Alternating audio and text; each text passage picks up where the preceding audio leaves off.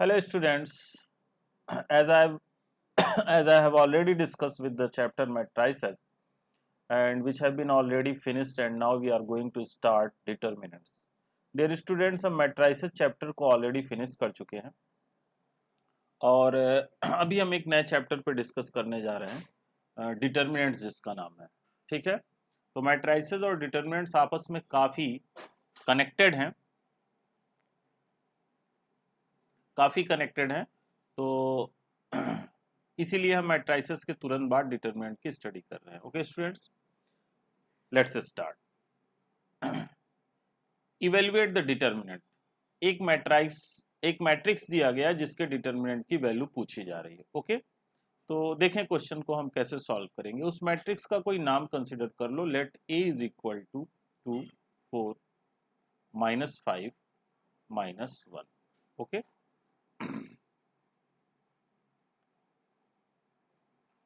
2 4 -5 -1 ये एक मैट्रिक्स है। अब इसके डिटर्मिनेंट की वैल्यू पूछी जा रही है। ठीक है, तो डिटर्मिनेंट के लिए उसे दो स्ट्रेट पैरेलल लाइनों के बीच में हम ब्लॉक कर देते हैं, यानी इस मैट्रिक्स का डिटर्मिनेंट्स निकालना है। ओके, तो इसके लिए इस मैट्रिक्स को भी हम इस तरह से ब्लॉक कर देते हैं, 2 4 -1 -5। अब अगर ये सेकेंड ऑर्डर का मैट्रिक्स है, 2 क्रॉस 2 सेकेंड ऑर्डर का मैट्रिक्स है ये, तो अच्छा, डिटर्मिनेंट्स जब भी आप निकालोगे तो वो हमेशा स्क्वायर मैट्रिक्स होगा। ये चीज हमेशा आप ध्यान रखिएगा। जैसे मैट्रिक्स में, टाइप्स ऑफ मैट्रिक्स में रेक्टेंगुलर मैट्रिक्स भी होता था और स्क्वायर मैट्रिक्स भी। स्क्वायर मैट्रिक्स में क्या होता था, number of order is equal to number of columns. But जब भी किसी मैट्राइसेस का डिटर्मिनेंट्स निकालने के लिए पूछा जाएगा तो वो आपको स्क्वायर मैट्रिक्स ही मिलेगा। 2 क्रॉस 2 3 क्रॉस 3 इस तरीके का। 4 क्रॉस 4 आपको नहीं मिलेगा क्योंकि क्वेश्चन बहुत ज्यादा कैलकुलेशन बेस्ड हो जाएगा। ओके, तो सेकंड ऑर्डर का है तो कुछ नहीं करो, इस तरीके से आप क्रॉस मल्टीप्लीकेशन करके बीच में माइनस लगा दो, यानी ये हो जाएगा 2 इंटू -1 माइनस -5 इंटू 4। अभी कई सारे हम क्वेश्चन कराएंगे, आपकी प्रैक्टिस हो जाएगी। तो -2 और -5 इंटू 4 क्या हो जाएगा, -20। तो -2 ये +20 हो जाएगा, तो ये हो जाएगा 18। ओके, तो ये क्वेश्चन नंबर 1 आपका है और सिंपली इस तरीके से सेकेंड ऑर्डर का आप डिटरमिनेंट्स निकाल लेंगे। आगे के क्वेश्चंस की तरफ हम मूव करते हैं। सेकेंड क्वेश्चन आप लोग देखिए। चलिए क्वेश्चन नंबर सेकंड, चलिए सेकंड भी देख लेते हैं। अब पीछे जो सेकंड ऑर्डर का मैट्रिक्स था वो सिंपली आपका न्यूमेरिक्स था। बट यहाँ पे आपका क्या है कि वो न्यूमेरिक्स नहीं है, उसमें जो एलिमेंट्स हैं वो ट्रिग्नोमेट्रिक रेशियोज हैं। तो आप इसे ए कंसिडर कर लीजिए। कॉस थीटा डायरेक्ट भी निकाल सकते हैं, जैसे इसे मैं हटा दूं, जैसे सीधे पूछा गया है, कंसिडर वगैरह न करिए। डिटर्मिनेंट्स में इसको ब्लॉक करके पूछा जा रहा है, तो सीधे आप इसे सॉल्व करिए। ठीक है, आपसे पूछा जा रहा है cos theta minus sine theta, sine theta cos theta. Okay, अब ये डिटर्मिनेंट में ऑलरेडी है तो डिटर्मिनेंट निकालना है। फिर वही काम, क्रॉस मल्टीप्लिकेशन करके बीच में माइनस कर दो। तो cos theta into cos theta minus sine theta into minus sine theta. Okay, तो cos theta into cos theta cos square theta, minus minus plus सीधे कर दो साइन स्क्वायर थीटा, और sine square theta plus cos square theta is equal to 1 होता है, जिसे आप easily जानते हो। ओके, तो बहुत ही सिंपल सा सेकंड ऑर्डर का होगा। एक और क्वेश्चन दिया गया है, चलिए उस पर भी डिस्कस कर लेते हैं।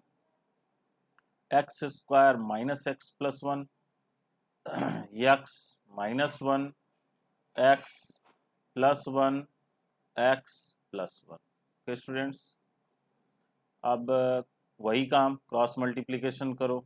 x+1 इंटू, पहले ये लिखना चाहिए था बट कोई दिक्कत नहीं, मल्टीप्लिकेशन में ऑर्डर चेंज होने से उसके वैल्यू में चेंज नहीं आता। X square minus x plus 1 minus x+1 into x -1। Multiply कर दीजिए।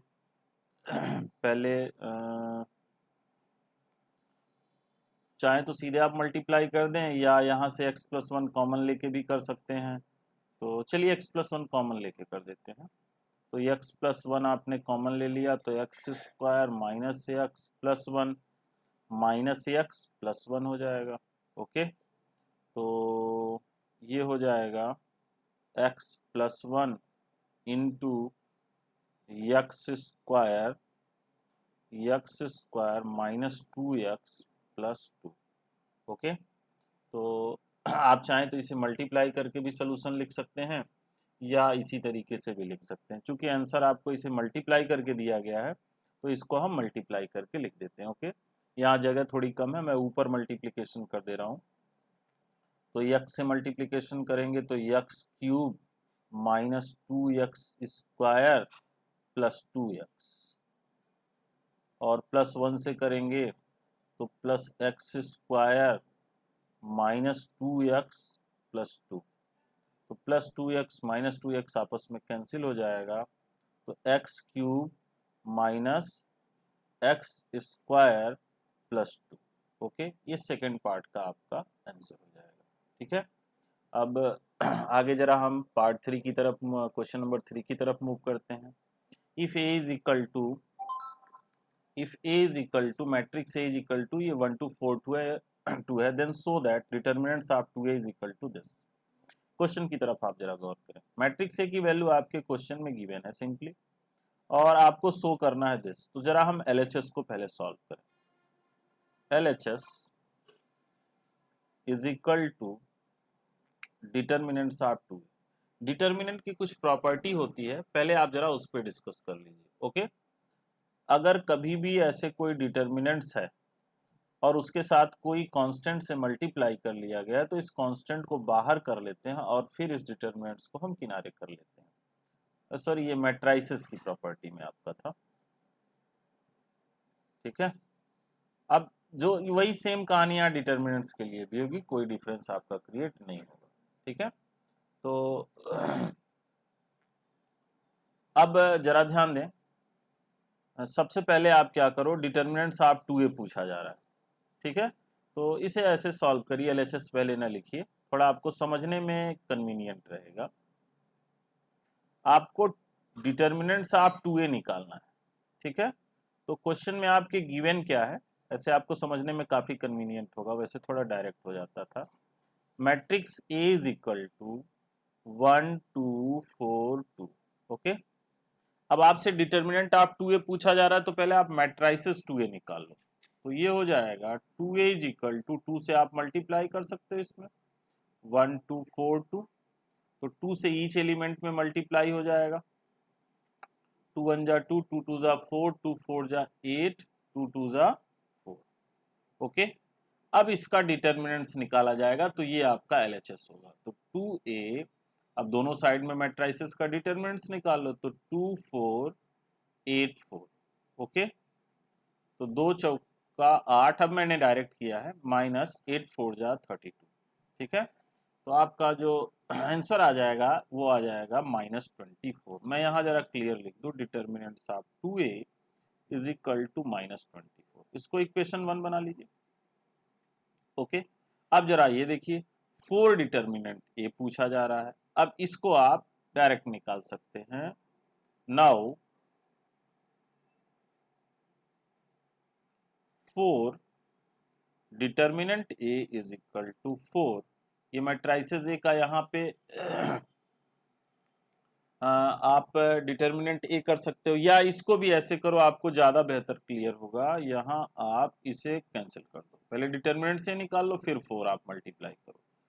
ठीक है, इनिशिएटिव क्वेश्चन में ये आप डायरेक्ट ना करें। तो डिटर्मिनेंट ए क्या हो जाएगा आपका, डिटर्मिनेंट ए है 1 2 4 2।